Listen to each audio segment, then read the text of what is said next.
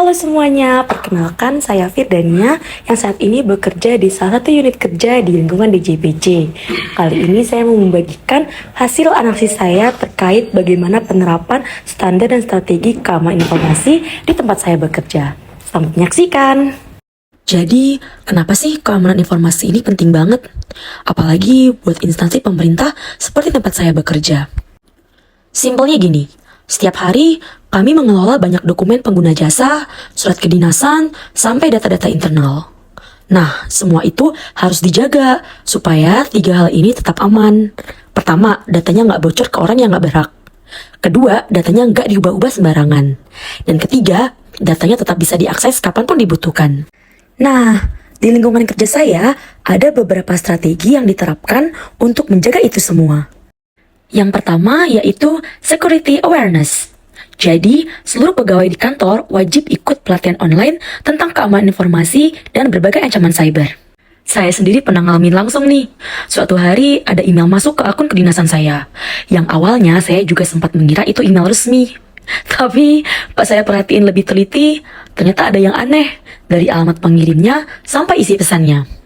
Untungnya, tim IT kami gerak cepat. Mereka langsung kasih pemberitahuan ke semua pegawai soal indikasi email phishing itu. Dan minta kami buat nggak buka link atau lampirannya. Terus segera lapor kalau nemu email serupa. Dari situ saya belajar, keamanan informasi itu nggak cuma soal teknologi canggih, tapi juga soal seberapa cepat komunikasi dan seberapa waspada kita sebagai pegawai. Lanjut ke strategi kedua, yaitu least privilege. Atau simpelnya, setiap pegawai cuma dikasih akses sesuai yang dia butuhin aja buat kerja. Bayangin kayak kunci ruangan kantor. Gak semua orang pegang kunci semua ruangan kan? Cuma yang emang butuh masuk ke ruangan itu aja yang dikasih kuncinya. Nah, sama kayak gitu, perubahan data atau penambahan hak akses juga harus lewat mekanisme resmi. Jadi, gak bisa dilakukan sembarangan. Strategi ketiga adalah multi-factor authentication atau MFA. Ini itu kayak pintu ganda.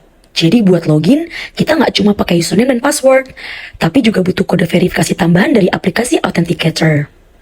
Jadi, walaupun misalnya nih ya, ada orang lain yang tahu password kita, mereka tetap nggak bisa masuk tanpa kode kedua itu.